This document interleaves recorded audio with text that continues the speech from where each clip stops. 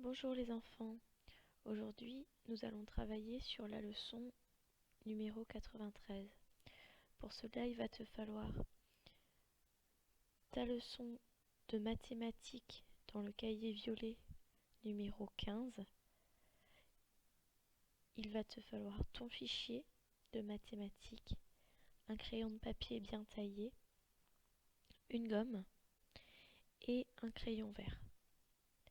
Avant de commencer le calcul mental, il va falloir que tu relises la leçon Maths 15 sur les grands doubles. Je te laisse mettre la vidéo sur pause et dès que tu auras relu cette leçon, tu reviens me voir.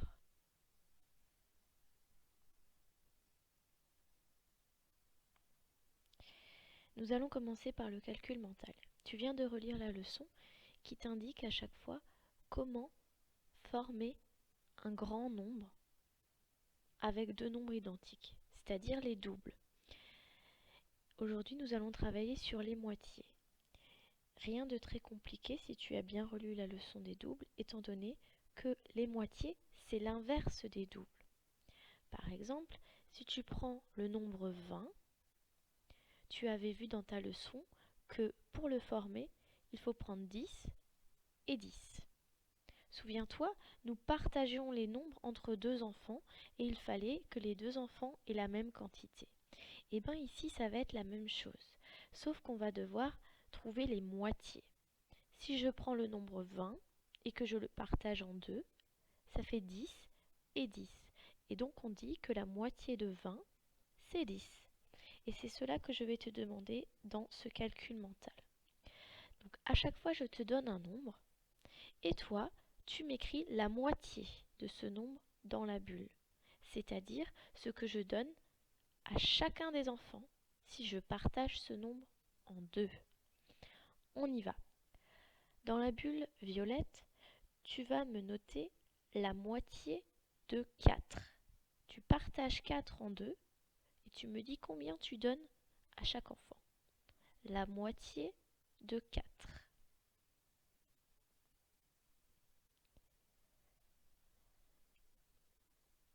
Dans la bulle verte, tu vas me noter la moitié de 6. La moitié de 6.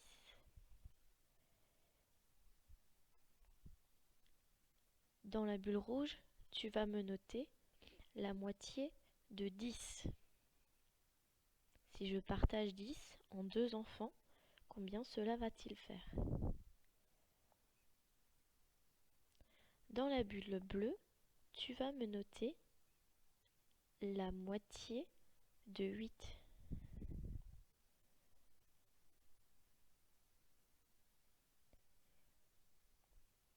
Et enfin, dans la bulle rose, tu vas me noter la moitié de 14.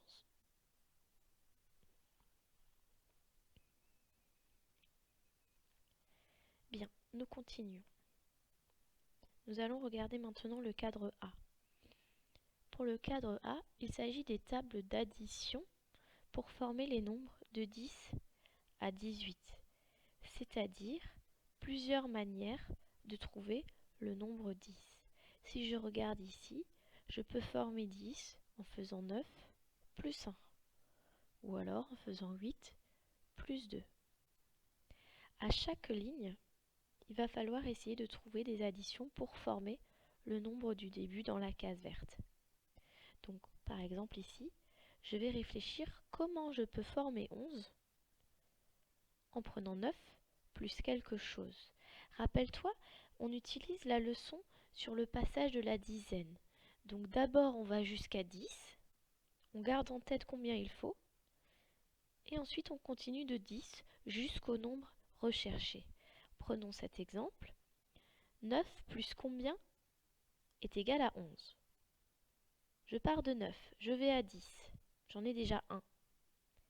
Et ensuite, à partir de 10, je vais jusqu'à 11. Et de 10 à 11, il y a encore 1. Donc ça veut dire qu'il y aura 2. Donc ici, je vais noter 9 plus 2 égale 11. Et tu vas essayer de faire la même chose pour toutes ces égalités. Dans la troisième ligne, tu vas devoir maintenant créer le nombre 12. Pour cela, tu pars du grand nombre, tu vas jusqu'à 10, puis encore jusqu'au nombre recherché et tu notes l'égalité. Si tu as un peu de mal, tu peux tout à fait prendre des jetons et essayer de fabriquer ces nombres. Je m'explique. Si on part de 12, tu vas prendre 12 jetons ou 12 petits objets. Tu en mets 9 de côté et tu vois combien il en reste. Et cette partie qu'il reste, elle va être notée ici. Donc j'en mets 9 de côté, il m'en reste 3. Et donc je vais noter 3 ici, puisque 9 plus 3 font 12. Une fois que tu as complété tout cela, tu vas me colorier en jaune comme ici, sur chaque ligne, les doubles, c'est-à-dire les égalités qui vont former le nombre de départ. S'il y en a, il n'y en a pas pour toutes les lignes. Donc, je récapitule. Première étape, compléter les égalités pour trouver le nombre de départ. Deuxième étape, colorier toutes les cases des doubles. Bien, on continue. On regarde maintenant le cadre B. Pour le cadre B, c'est un exercice que tu connais, que tu es capable de faire tout seul. Rappelle-toi, ici, il n'est pas si difficile que ça cet exercice parce que si on regarde les égalités, à chaque fois, on additionne des dizaines entières, sans unité. Donc pour cela, on a juste besoin d'additionner les dizaines et de laisser les unités de départ. Donc si on se souvient bien, on commence toujours par les unités. Je regarde, 0 unité plus 7 unités. Ah, ça fait 7. Je l'écris en laissant une place devant pour les dizaines. 2 dizaines plus 1 dizaine, 3 dizaines, je l'écris devant. Si tu as du mal pour cet exercice, avant de commencer, colorie toutes les unités en bleu et toutes les dizaines en orange. Et comme ça t'aidera. Tu mets les unités ensemble, les bleus ensemble, et puis ensuite, tu mets les oranges ensemble, les dizaines ensemble. On continue. Dernier exercice. Ici, il est un petit peu plus difficile parce qu'il faut te demander si je vais créer un nouveau groupe de 10 ou non. Rappelle-toi, c'est une leçon que nous avons déjà fait. Tu fonctionnes de la même manière. Tu regardes les unités. 8 plus 5. Je me demande si je forme un nouveau groupe de 10. Alors pour cela, je vais décomposer 8. J'ai 5 unités. Pour former un groupe de 10, il m'en faut encore 5. Je les prends ici. 8, c'est 5 plus 3. Je mets les 5 ensemble. Ça forme un nouveau groupe de 10 que je garde dans ma tête. Et il va me rester 3. Donc il me reste 3 unités. Ici j'ai 4 dizaines. Plus le groupe de 10 que j'ai créé. Ça va faire 5 dizaines, donc j'écris 5. De nouveau, ici, si c'est trop difficile de le faire de tête, soit tu peux utiliser l'ardoise pour essayer de décomposer tout cela, soit, à nouveau, tu vas colorier les unités, colorier les dizaines, et lorsque tu formes un nouveau groupe de 10, tu peux mettre un petit 1 au-dessus des dizaines. Et comme ça, tu ne l'oublies pas. Au lieu de le garder dans la tête, tu peux le garder au-dessus de ton nombre, et tu ne l'oublieras pas lorsqu'il faudra calculer les dizaines ensemble. Bien, voilà pour le travail d'aujourd'hui. Maintenant, tu vas pouvoir mettre sur pause et ensuite effectuer les exercices. Tu prends le temps dont tu as besoin et lorsque tu as terminé, que tu t'es relu, tu viens me rejoindre avec ton crayon vert pour la correction.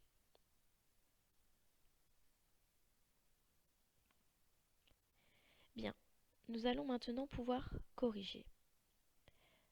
Au niveau du calcul mental, je t'avais demandé combien était la moitié de 4. Si je prends 4 et que je le partage en 2 élèves, je donne 2 jetons ou images à chaque élève. Ensuite, il fallait me donner la moitié de 6. Je prends 6, je le partage en 2 élèves et cela va donner 3 à chaque élève. Ensuite, tu devais me partager 10. 10, tu le sais, c'est 5 et encore 5. Et donc, je vais donner 5 à chaque élève. Ensuite, tu devais partager 8. C'est 4 plus 4. Donc la moitié de 8, c'est 4. Et enfin 14, un tout petit peu plus difficile. 14, c'est 7 plus 7. Et donc, je donne 7 à chaque élève. Lorsque tu ajustes, tu mets un petit trait à côté de la bulle. Si tu as faux, tu barres la bulle et tu écris la bonne réponse en haut. Bien, nous continuons. Avec le cadre A. Pour le cadre A, je vais t'afficher les réponses. Tu mets sur pause et tu corriges ton travail. Voilà. On ne va pas prendre en compte les cases roses ici. Donc, ce que tu devais colorier en jaune, c'était la case 6 plus 6, c'est un double. La case 7 plus 7, c'est un double. La case 8 plus 8. Et enfin la case 9 plus 9. Donc si tu regardes bien, un nombre sur deux n'a pas de double.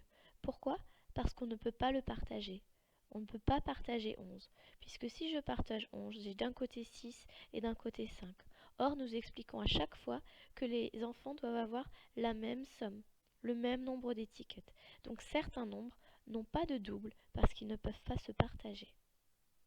Si tu n'as pas terminé de corriger, tu mets sur pause et tu me rejoins lorsque tu as terminé. Je continue.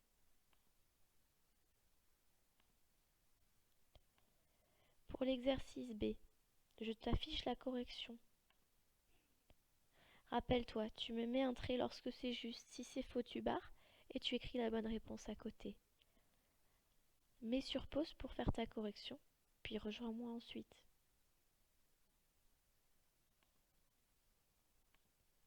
Enfin, le dernier cadre.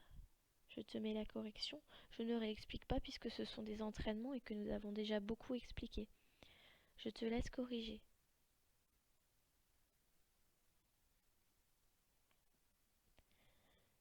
Bien, nous en avons terminé pour aujourd'hui. Je vous félicite pour votre travail les enfants et à bientôt pour une nouvelle leçon de mathématiques.